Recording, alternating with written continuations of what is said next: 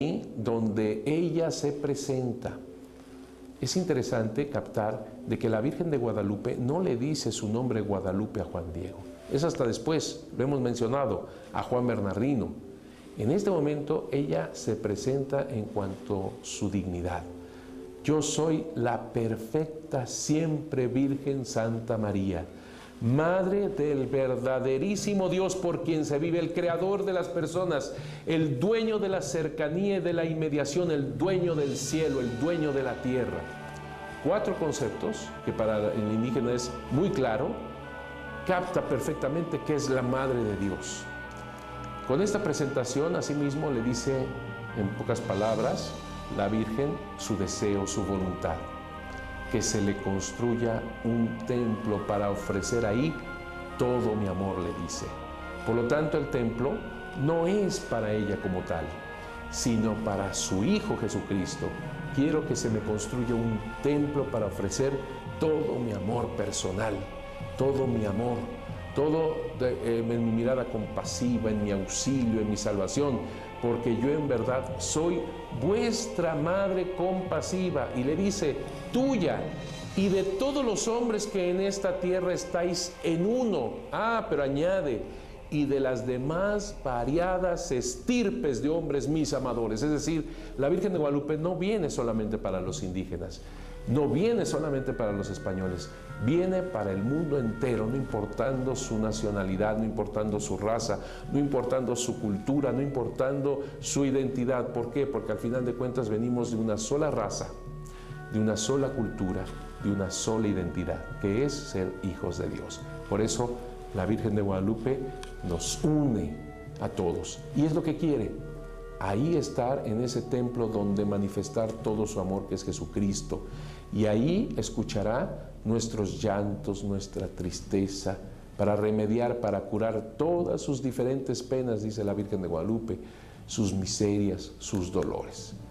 Y todo esto, para que se realice su voluntad, le dice, le pide que sea su mensajero fiel para llevar todo esto al obispo. Él es el destinatario del mensaje de la Virgen de Guadalupe. La Virgen de Guadalupe, por lo tanto, se somete a la autoridad del obispo. No se va a hacer nada sin que el obispo lo autorice. En otras palabras, sin que la cabeza de la iglesia, en otras palabras, mi propio hijo, que es cabeza de la iglesia, lo autorice. Así que ella es madre de la iglesia, ella forma iglesia. Y ahí mismo le dice la Virgen de Guadalupe, le promete que lo glorificará precisamente por este servicio. Juan Diego llega ante Fray Juan de Zumárraga, que no sabía náhuatl. Juan Diego tampoco sabía español, mucho menos vasco, como lo sabía Fray Juan de Zumárraga.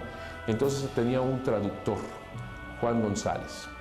No fue la única cosa que un tanto casi bloquea esta entrevista, sino los mismos sirvientes que no lo dejaban entrar. Pero bueno, al final de tanta paciencia que tuvo que hacer lucha Juan Diego, pudo entrar ante Fray Juan de Zumárraga y le dice la voluntad de la Virgen, que le hablaba, que quería un templo y que lo quería precisamente en el llano del Tepeyac. Obviamente, Fray Juan de Zumárraga, creerle a un recién convertido, que la Virgen le está hablando, que le construye un templo en ese lugar donde antes había un templo a la diosa Coatlicotonantzin, pues verdaderamente Fray Juan de Zumárraga no le cree, prudentemente no le cree, y le dice que ya después lo escuchará. Es un fracaso para Juan Diego, es un fracaso en su misión. Él tiene que regresar ante la Virgen de Guadalupe allá en el Tepeyac con una tristeza, con un dolor que no solamente se manifiesta en que no le creyeron, sino que él no vale nada, por eso no le creyeron, que es mucho más profundo. Juan Diego le dice a la Virgen que por favor mande a alguien verdaderamente importante, algún noble, para que le crean. Porque, dice él, en verdad, yo soy un hombre del campo, soy mecapal, soy parihuela, soy cola, soy alas, yo mismo necesito ser conducido, llevado a cuestas. No es lugar de mi andar ni de mí detenerme allá donde me envías, Virgencita mía, hija mía menor, señora, mi niña. Está abatido Juan Diego. La Virgen, obviamente una madre tierna, amorosa, pero firme. Y le dice que escuche no solamente con sus oídos, sino que ponga todas sus palabras hasta el corazón. De que tiene a muchos muy importantes que puede enviar, por supuesto, pero es necesario que tú, le dice la Virgen de Guadalupe, es importante que tú personalmente vayas, ruegues, que por tu intercesión se realice, se lleve a efecto mi querer, mi voluntad. Fíjense en esto, que es muy importante. La Virgen de Guadalupe podría haberse aparecido directamente al obispo. ¿Cuál era el problema?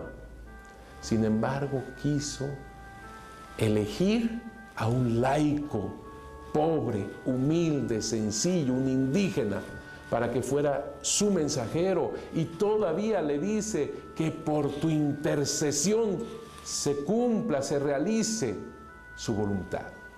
La Virgen de Guadalupe toma a un laico y le dice que él es su intercesor. Generalmente uno va ante la Virgen de Guadalupe como nuestra intercesora ante Dios, pues es la Virgen quien elige a un laico para que sea su intercesor.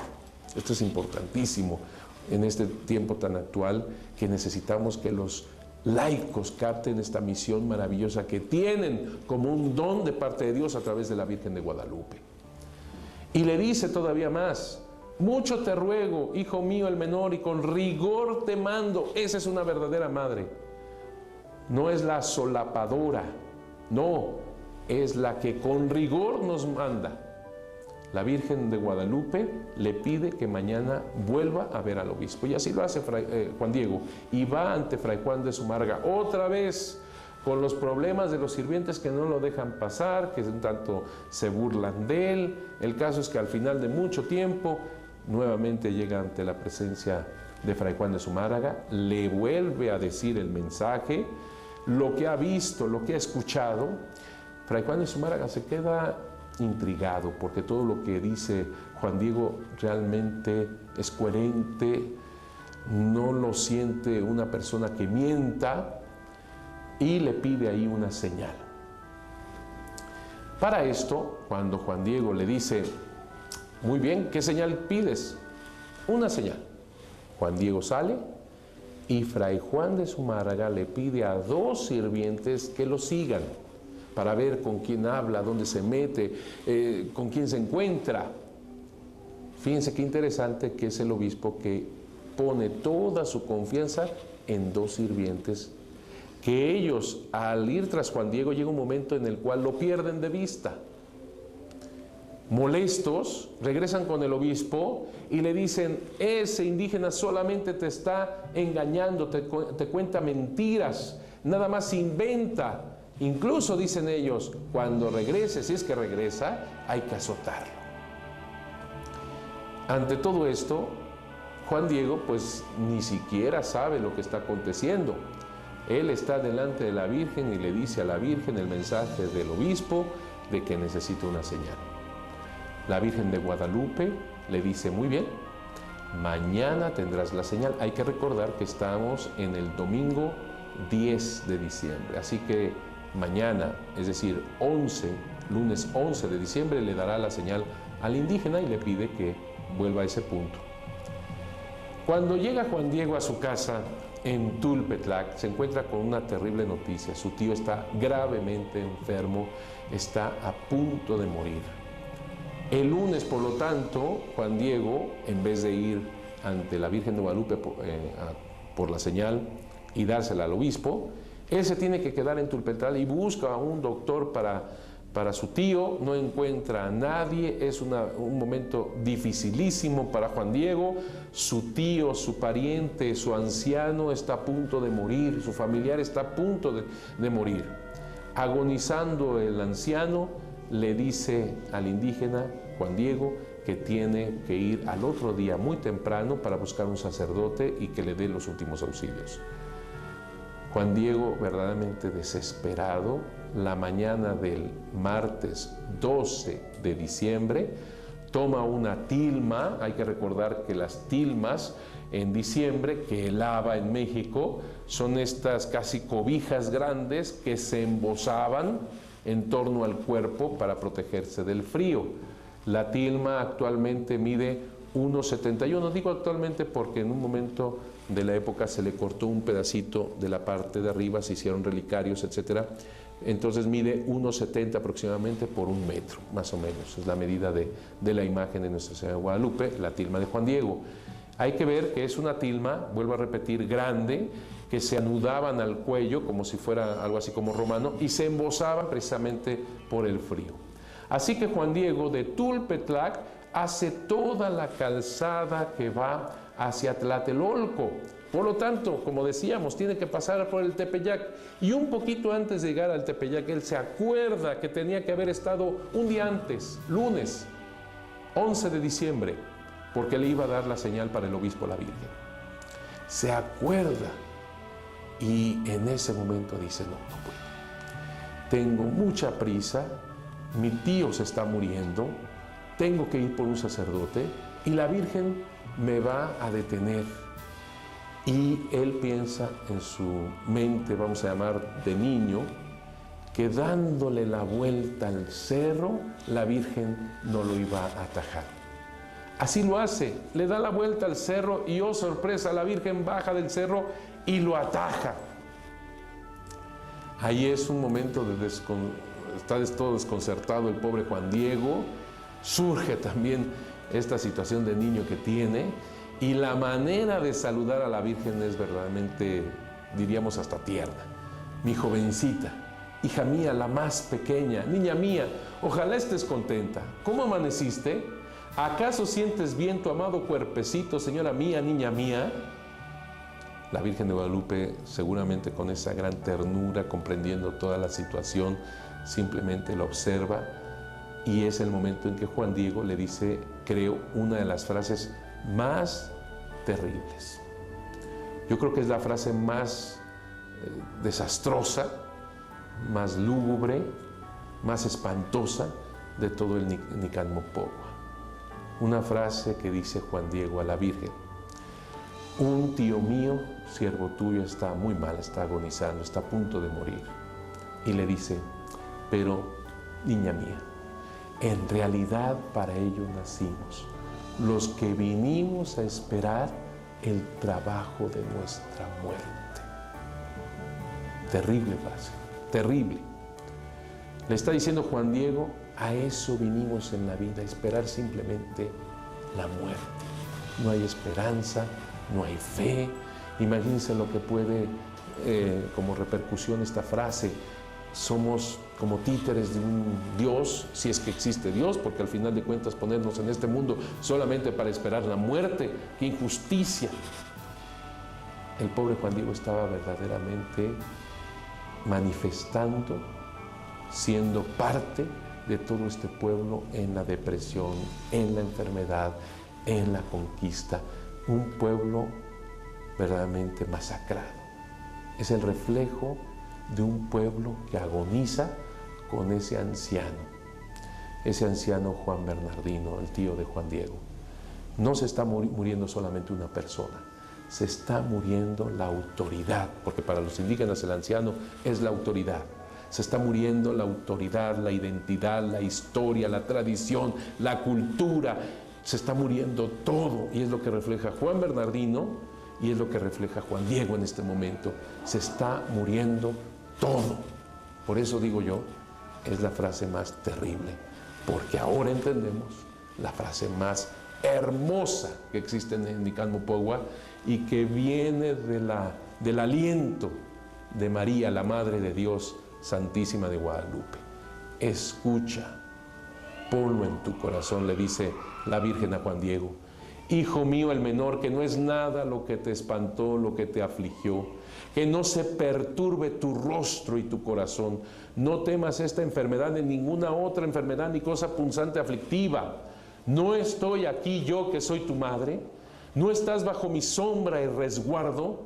¿No soy la fuente de tu alegría? ¿No estás en el hueco de mi manto, en el cruce de mis brazos? ¿Tienes necesidad de alguna otra cosa? Es la frase más hermosa, la realidad, la verdad más grande. Ella es nuestra esperanza. La fe en ella nos devuelve la esperanza y es lo que nos hace vivir precisamente lo que tiene en su vientre, el amor de Dios. Levanta al indígena, es la fuente de su alegría. No solamente lo toma entre sus brazos, sino en su hueco, en el hueco de su manto. Por lo tanto, la Virgen de Guadalupe nos está poniendo exactamente en donde pone a Jesús, exactamente donde está Jesús. Por eso vuelvo a repetir, la Virgen de Guadalupe se centra en Jesucristo, su Hijo. No es ella la que se predica, ella predica a Jesús. En el hueco de mi manto, precisamente donde tiene a Jesús, ahí nos pone. Por eso le dice, soy tu madre y de todos aquellos que están en uno y de todas las más variadas estirpes. Soy la madre de Dios, pero también madre tuya. Le devuelve la vida a Juan Diego. Efectivamente, en Tulpetlac se encuentra el anciano agonizante y es ahí donde se aparece al mismo tiempo la Virgen de Guadalupe y no solamente le devuelve la salud al anciano, que volvemos a repetir, manifiesta a todo ser humano de la cultura, la malamente cultura de la muerte, y digo malamente llamada porque es la anticultura de la muerte en realidad. Lo convierte, lo transforma en la civilización del amor, en la cultura de la vida. Ahí le da pues a Juan Bernardino la salud, le devuelve la vida y además le da su propio nombre, se entrega a ella diciéndole y que bien así la llamaría, bien así se nombraría, la perfecta Virgen Santa María de Guadalupe, su amada imagen. No son los españoles quienes ponen el nombre a esta imagen y le ponen el nombre de Guadalupe, recordando la de Extremadura. No, ella es la que toma para sí el nombre de Guadalupe. Ahí es donde ella se la entrega a Juan Bernardino. Juan Diego, que cree firmemente en lo que le está diciendo la Virgen de Guadalupe, no va a Tulpetlac para ver si es verdad lo que le dijo, sino que ahí en el cerro del Tepeyac, él cree, tiene fe en lo que le dice la Virgen de Guadalupe y se dispone a lo que ella quiera mandarle de señal para el obispo. Le dice la Virgen, ve a la punta del cerro y encontrarás flores, corta esas flores, poniéndolas en la tilma, baja con ellas. Así lo hace Juan Diego. Sube en ese cerro pedregoso, polvoso, donde hay solamente abrojos, espinos, es un cerro de muerte.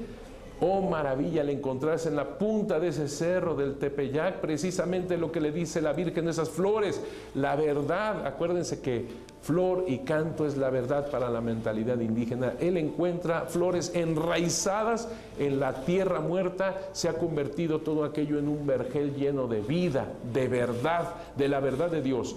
Corta estas flores maravillosas que dice flores, rosas de Castilla, que significa de otro mundo, porque para los indígenas unas rosas tan hermosas que nunca antes se habían visto en el Anáhuac son de otro mundo y el único otro mundo que ellos conocían era el de Castilla. Toma esas rosas, las pone dentro de su tilma, que es muy importante, las baja, es decir, Juan Diego está tomando la verdad dentro de su ser y va ante la Virgen donde ella lo está esperando. Abre su tilma Juan Diego con esas hermosas rosas y las dispone la Virgen, las acomoda las flores en la tilma de Juan Diego. La Virgen dispone, acomoda la verdad en nuestro ser. Y ahora sí, le dice a Juan Diego, ve ante el obispo, llévale esta señal. Y él se va derecho, dice el Nican Mopowa, ya no dándole vueltas a nada, derecho va ante la cabeza de la iglesia. Otra vez los sirvientes lo detienen. Después de tanto tiempo, captan que trae algo en la tilma, lo quieren ver y ellos mismos quieren como agarrar de esas flores y ellos mismos la ven como cosidas en la tilma, como una imagen, se les escapa. Ante esta sorpresa, ante esta admiración, corren ante el obispo y le dicen que ahí está el indígena que le trae la señal. Lo hacen pasar. Efectivamente, Juan Diego extiende la tilma con estas rosas que para el indígena eran la señal perfecta. Hay que recordar también que entre los indígenas, cuando llevaban los mensajeros algo hacia algún otro rey de otra tribu, con lo primero que se presentaban era con un ramo de flores, de rosas, se presentaban ante el otro. Así que para el indígena la mentalidad es maravillosa, el signo es algo que ellos acostumbraban en lo más importante, llevar flores, para el indígena era el signo, pero jamás imaginó Juan Diego que él mismo iba a ser el signo, porque en ese momento que extiende su tilma es cuando se plasma la imagen de Nuestra Señora de Guadalupe en el vestido, en la tilma de Juan Diego, en su ropa. Nunca se imaginó Juan Diego que él mismo sería parte de la señal, porque la tilma, que está hecha de 2 cuerpos de hilado, recordemos, cosida por en medio, ahí se ve claramente cómo está una costura burda, era una tilma burda, de hilo, vuelvo a repetir, de palma. Es una tilma que no podía usarse para ninguna pintura, ni mucho menos, además de que no estaba ni preparada ni nada de eso. Ahí es donde se plasma la Virgen de Guadalupe. Y digo la importancia de la tilma, sobre todo 4 puntos más importantes, esenciales para el indígena con respecto a su tilma. Una, era parte de su sustento, es decir, en la tilma era como recogían el frijol, el maíz para su sustento.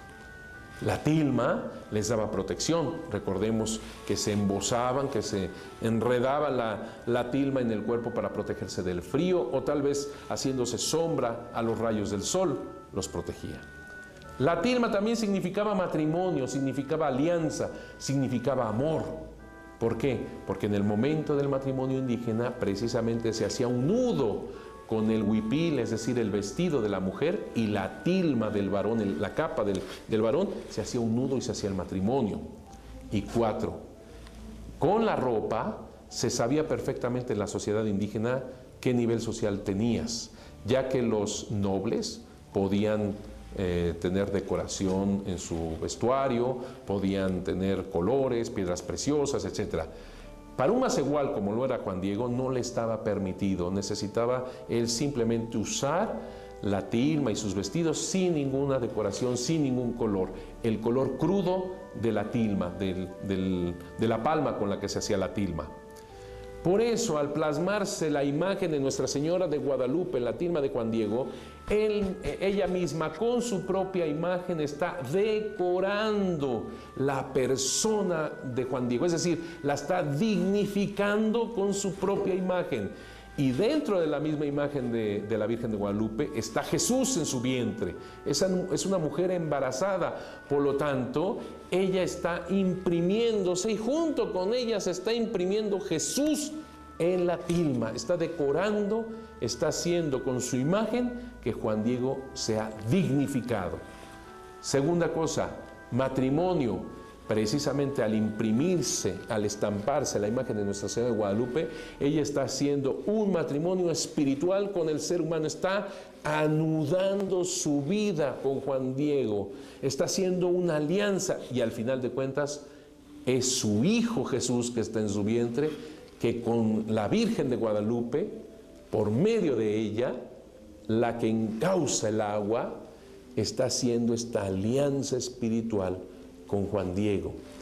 Protección, recordemos lo que dice la Virgen de Guadalupe en los momentos más tristes de Juan Diego, más angustiosos.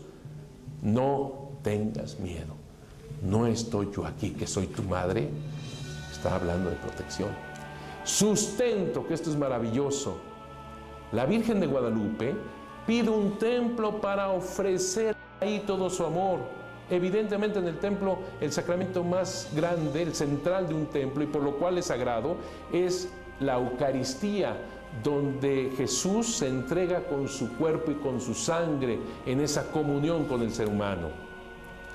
Ella, al plasmarse en la tilma de Juan Diego y al plasmarse Jesús con ella, está siendo el sustento de los indígenas. En otras palabras, no son ustedes los que pretenden, los que puedan alimentar a Dios. No son sus corazones, su sangre ofrecida en ese sacrificio humano terrible para alimentar a Dios. Es Dios, es mi Hijo quien los alimenta a ustedes con su cuerpo y con su sangre. Él sacrificado, recordemos esto, María está al pie de esa cruz donde ha entregado su vida Jesús por nosotros. Y ahí en esa cruz, antes de morir, entregó a su madre a nosotros a través del apóstol Juan. Ahí está tu hijo, hijo, ahí está tu madre. Es ella quien nos entrega a Jesús. Les está diciendo a los indígenas y a todos nosotros, no son ustedes los que alimentan a Dios, es mi Hijo quien los alimenta a ustedes. Veamos un poco la iconografía de Nuestra Señora de Guadalupe, que es tan interesante, tan importante.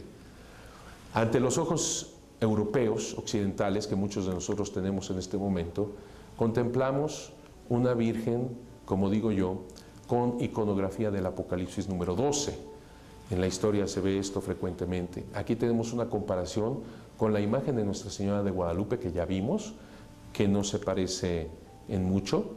Y aquí tenemos la del coro, que se parece bastante con estos elementos que ya señalábamos, del ángel, la luna, las nubes que están al pie, que son añadidos del siglo XVIII, para hacerla más semejante a la del Tepeyac. Está el sol, está su Hijo Jesús cargando María, ¿verdad? Se parece, porque evidentemente la Virgen de Guadalupe toma la iconografía que señalamos de Apocalipsis número 12. Aquí tenemos una estampa muy interesante, un dibujo precioso donde se ven los elementos propiamente del Apocalipsis, y vean cómo la Virgen de Guadalupe prácticamente es una iconografía muy semejante a todas estas características. Por eso los españoles, los frailes, inicialmente no la llamaban Guadalupe, algunos la llamaban la Inmaculada Concepción. Es interesante porque es efectivamente esto que les da la primera impresión a los españoles. Ahora veámosla desde la óptica indígena. Vamos a ver cosas muy interesantes porque es todo un códice, la imagen de Nuestra Señora de Guadalupe. Les está hablando a los indígenas exactamente cómo fueron los hechos. Y en otras palabras, tanto a los españoles como a los indígenas les habla la misma verdad, pero en la manera que los dos puedan captar según su cultura, según su tradición, según su forma. Aquí tenemos una estampa de la Pasión de Cristo con muchos elementos que un católico puede claramente observar y captar y entender de lo que se trata. Por ejemplo, está un gallito en donde obviamente manifiesta la traición de Pedro, la negación de Pedro. Está, por ejemplo, la Verónica con el rostro de Cristo, está la cruz donde muere Jesús, están los dados de los soldados que se echan a juego, pues, en las apuestas a ver quién se queda con la ropa de Jesús, etc. Son elementos de la pasión de Cristo que una persona que sabe precisamente todo lo que ocurrió en la pasión de Cristo sabe identificar y ponerlos en su lugar, en su momento, en su tiempo, sin mayor problema, pero todo está aquí agolpado, digamos así, en una sola estampa. Bueno, más o menos así es la Virgen de Guadalupe. Son un montón de elementos importantes para los indígenas agolpados en esta imagen, pero que los indígenas saben leer, saben interpretar, saben ponerlo cada cosa en su lugar. Por eso vamos a ver, aunque sean algunos de estos elementos. Ellos ven el cielo y la tierra unidos. Toda la creación está en ella, en esta imagen. La unidad del cielo y de la tierra. Otra cosa es lo que ellos consideraban siempre en guerra, el sol y la luna, las estrellas, siempre en guerra, y por eso se necesitaban para ellos los sacrificios humanos, y que pudieran hacer esta guerra y continuar el ciclo de la vida. Sin embargo, en esta imagen todo está en armonía, en unidad. El sol, la luna, las estrellas, todo está en unidad. Luego tenemos, por ejemplo, lo más importante de toda esta imagen es el centro de su vientre. Es una flor de 4 pétalos, un jazmín mexicano. Pero a lo indígena es el Nahuín-Yolín, que quiere decir siempre en movimiento. En el vientre se encuentra esta flor de 4 pétalos, la única de toda la imagen, que está manifestando que está encinta con esa cinta oscura, así, que está embarazada esperando un bebé. Y ese bebé es precisamente el siempre movimiento, el Dios omnipotente, el creador de todas las cosas, el dueño del cielo y de la tierra. Precisamente está ahí, en el centro de esta imagen. Y aquí vemos, por ejemplo, a tantos códices que manifiestan precisamente esta flor de 4 pétalos en muy diversas situaciones. Incluso está el códice de la Fundación de la Ciudad de México, que hicieron de 4 barrios, todo indicando el número 4, siempre en movimiento, la plenitud. Tenemos esta flor también extraña, estas flores extrañas grandes que tiene también la imagen, y vemos como todas estas flores extrañas tienen esta flor en pico, este tallo, y todos los tallos llegan al manto azul del cielo. Es decir, la raíz de estas flores, lo importante para los indígenas, es una raíz divina. Y digo yo una flor extraña, porque efectivamente es un cerro, en realidad la flor, y lo que forma el tallo es un río. Entonces estamos ante el cerro y el agua. Para los indígenas, monte y agua, cerro y agua, significaba civilización, pueblo. Ellos tenían esta concepción. En los montes tenemos piedra, leña, cuevas para la protección, etc. En el agua tenemos la vida. Esta unidad de monte y agua significa pueblo, cerro. Entonces nos está hablando de una flor, cerro, que tiene su raíz en la divinidad. En ese cerro están varias flores, es decir, está sembrado de flores, este cerro que termina en punta. Hay que recordar que el Tepeyac se le llamaba así, Cerro Punta o Cerro Nariz. Y está lleno de flores, como aconteció efectivamente cuando fue la señal para el obispo. Por lo tanto es un cerro florido, por lo tanto es un cerro de la verdad, de Dios, de la verdad divina, porque está enraizado precisamente, esta flor tiene su raíz en el cielo. Y entonces viene a ser un pueblo de la verdad divina, del amor de Dios. Aquí tenemos varios códices que nos manifiestan todos estos, cómo se dibujaban los cerros, que expresaban precisamente lo que estaba aconteciendo, lo que aconteció, la historia o el nombre del cerro, y ahí está marcado, y por decirlo de esta manera, hacen hablar al cerro. De igual forma, en la Virgen de Guadalupe hace hablar al cerro, un cerro florido, es decir, lleno de la verdad. Y si volteamos esta flor extraña, vamos a encontrarnos con un corazón, forma la parte del cerro, un corazón y al mismo tiempo arterias, que sería la parte del río, del agua, que sería la parte del tallo. Y vemos pues la divinidad, corazón y sangre. Esta flor extraña también tiene, como muchas veces los indígenas marcaban en sus códices, por ejemplo este sol con estos ojos, nariz y boca, le daban una humanidad, por decirlo así. Hay que recordar que para los indígenas la sabiduría es hacer un rostro humano en el corazón ajeno.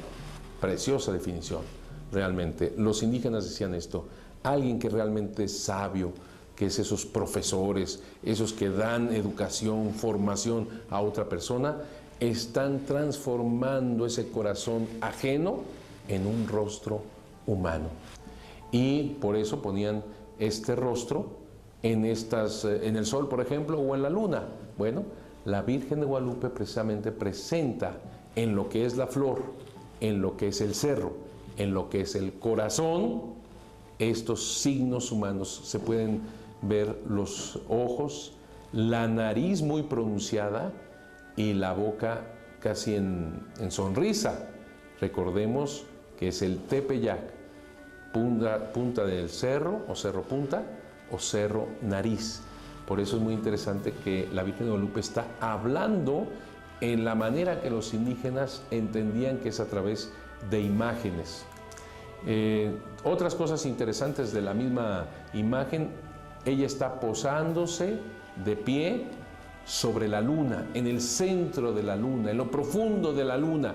Recordemos que México precisamente significaba Meztli, luna, Sicli, ombligo o centro, y Co, en, por lo tanto significa en el ombligo de la luna, en el centro de la luna, México. Ella, por lo tanto, está llegando, posándose en México. El ángel, que para los españoles fácilmente con su visión, con su mirada, pues es un ángel un poco extraño, un tanto pelón, o con esos colores en las alas, en las plumas, es un tanto extraño. Bueno, para los indígenas no. Para los indígenas exactamente quiere decir un ángel, pero con esas manifestaciones que ellos podían entender que fuera así, un mensajero divino. Y es que ellos, ese corte de pelo como unas grandes entradas como de un anciano, precisamente, es un mensajero sabio, con ojos grandes, orejas grandes, que manifiestan todo lo que tú escuches, todo lo que tú veas, eso transmitirlo, es exactamente lo que hace Juan Diego. Las águilas no son de paloma como en la iconografía europea, sino que son de águila. Recordemos que es el ser, el águila más cercano al sol, el que lleva la esencia de la alimentación al sol. Por lo tanto, él está tomando con su mano la tierra y el cielo, está uniendo con sus manos el cielo y la tierra, y está cerca de los rayos del sol, está manifestando esta gran nueva que viene ya de sus antepasados de alguna manera, como aquellas semillas del verbo, como dice el Concilio Vaticano II. Está retomando lo que ellos creían y purificándolo. Eso es lo que hace la Virgen de Guadalupe en una verdadera inculturación. No es un sincretismo, no son parches, cosas juntas que no tienen unidad, que no tienen armonía. Es una inculturación. La Virgen de Guadalupe toma lo bueno y positivo de esta cultura religiosa, lo bueno y positivo de esta cultura religiosa, lo une y le da plenitud en su Hijo Jesucristo. Por eso ella descubre, toma lo esencial, las semillas del verbo. No está a favor de los sacrificios humanos, ya lo dijimos. El sacrificio humano en plenitud total ya se hizo, que es Cristo en la cruz. Ella no está de acuerdo en ese comerse a los sacrificados como se hacían entre los indígenas. Sin embargo, sí les manifiesta que entrega su cuerpo y su sangre como verdadera comida, la sangre y el cuerpo de su Hijo Jesús como verdadera comida y bebida. En esa hostia, efectivamente es lo que hace lo esencial, esta comunión entre lo divino y lo humano. Por eso este ángel manifiesta todo esto con estas alas extrañas, que también diré que así como toma el cielo y la tierra y se une todo, él mismo está recordando pues los sacrificios humanos con estos plumas rojas que están hasta la punta, como los indígenas lo captan, como evocan el cuchillo, el pedernal con el cual se hacían los sacrificios. También obviamente nos recuerda al mismo Juan Diego, que es quien nos manifiesta como mensajero fiel todo este evangelio